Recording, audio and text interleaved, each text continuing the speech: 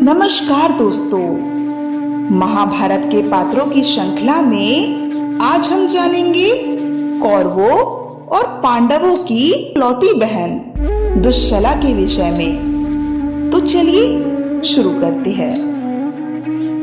हस्तिनापुर साम्राज्य की इकलौती राजकुमारी दुश्शला महाराज धृतराष्ट्र और महारानी गांधारी की इकलौती पुत्री और कौरवों की इकलौती सगी बहन थी। महाराज धृतराष्ट्र के छोटे भाई महाराज पांडु और उनकी धर्मपत्नी महारानी कुंती राजकुमारी दुश्शला के चाचा व चाची लगेंगे। इस रिश्ते से राजकुमारी दुश्शला पांडवों की भी बहन लगेंगी। तो हम कह सकते हैं कि राजकुमारी दुश्शला कौरवों और पांडवों की इकलौती बहन है। हम अक्सर सुनते आए हैं कि महाभारत में कौरव और पांडव थे, लेकिन इन कौरवों और पांडवों की एक बहन भी थी।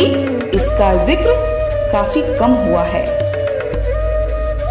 कब और कैसे हुआ था दुश्शला का जन्म? महाभारत के इस पात्र का किरदार कितना गहरा था और महाभारत युद्ध से दुश्शला का क्या संबंध था?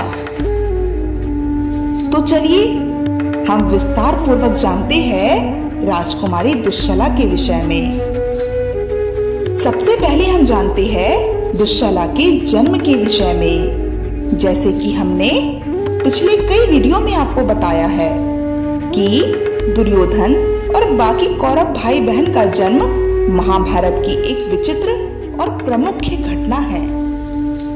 महाभारत के अनुसार भगवान शिव ने गांधारी की तपस्या से प्रसन्न होकर उन्हें 100 संतानों को जन्म देने का आशीर्वाद दिया था। विवाह उपरांत गांधारी गर्भवती हुई और लंबे समय तक गर्भ अवस्था में ही रही, पर उनका प्रसव ही नहीं हो पा रहा था, जिसके कारण महारानी गांधारी निराश होती गई और आखिर एक दिन उन्होंने अपने गर्भ पर जोरदार प्रहार कर दिया, जिसके कारण उनके गर्भ से एक मांस के लोचे का जन्म हुआ। फिर महर्षि वेदव्यास को बुलवाया गया। उन्होंने उस मांस के लोचे पर कुछ मंत्रों का जाप करते हुए शीतल जल के छींटे मारे, जिसके बाद वो मांस के लोचे 100 भागों में विभाजित हो गए।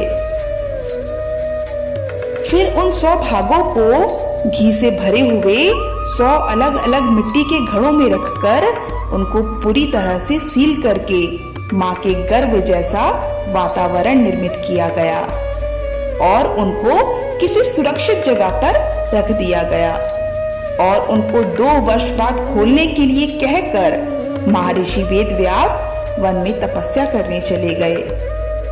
महर्षि वेदव्यास के कहे अनुसार 2 वर्ष पश्चात पहले मटके को खोला गया तो उसमें से दुर्योधन का जन्म हुआ। दूसरे मटके से दुशासन का जन्म हुआ।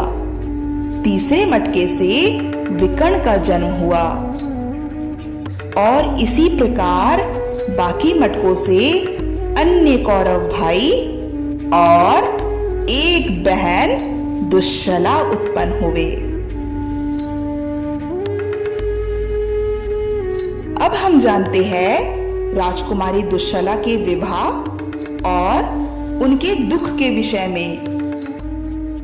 बचपन से ही सभी राजकुमारों की तरह दुश्शला को भी हर तरह की सुख सुविधा प्राप्त हुई, लेकिन राजकुमारी दुश्शला के लिए संकट का समय तब से आरंभ हुआ जब उनका विवाह हुआ। राजकुमारी दुश्शला का विवाह सिंधु राज के राजा जयद्रथ से किया गया। राजा जयद्रथ को उनकी शूरवीरता के लिए जाना जाता था, लेकिन एक और बात थी जिसके कारण जयद्रथ जाने जाते थे, और वो था उनका दोहरा व्यक्तित्व। किसी समय वे सबसे अच्छा व्यवहार करते थे, लेकिन कई बार वे महिलाओं से बेहद बुरे व्यवहार पर उतर आते थे, जिसका कई बार शिकार हुई थी राजकुमारी दुश्शला।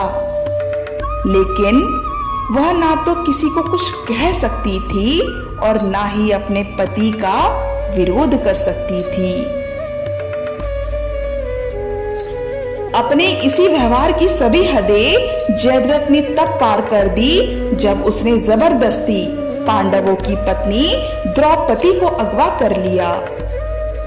फिर बेहद क्रोधित पांडव जयद्रथ का वध करने और द्रौपदी को छुड़वाने के लिए निकल पड़े।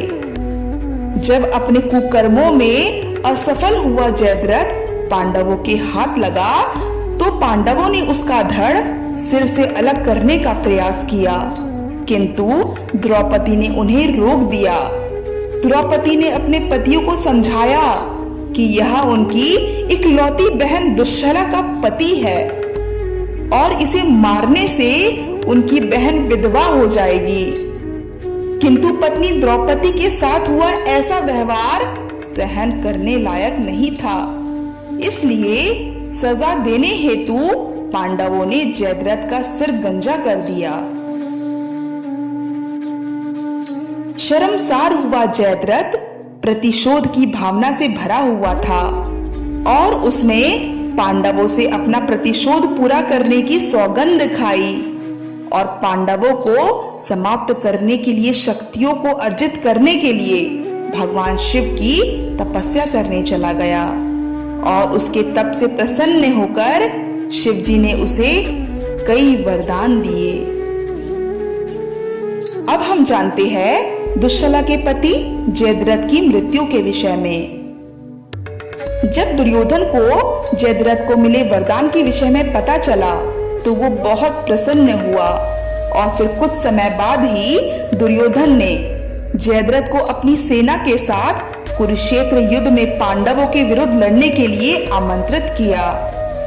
जयद्रथ पांडवों से अपना प्रतिशोध लेने के उद्देश्य से महाभारत के युद्ध में कौरवों के पक्ष में था, लेकिन जयद्रथ यह नहीं जानता था कि यह युद्ध उसकी मृत्यु लाएगा।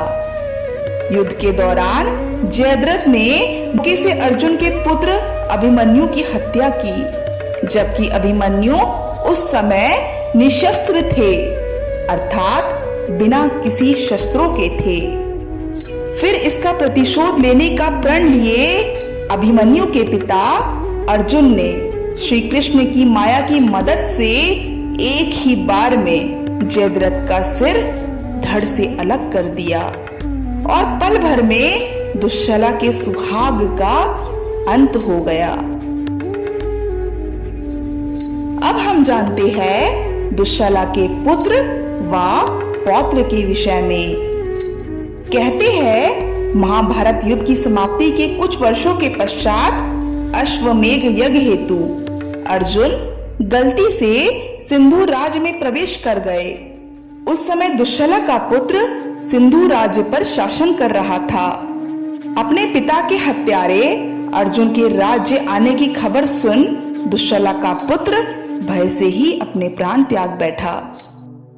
पहले पति और फिर पुत्र के वियोग में दुश्शला अर्जुन के समक्ष विलाप करने लगी और उनसे विनती करने लगी कि उनके वंश को बचा लो।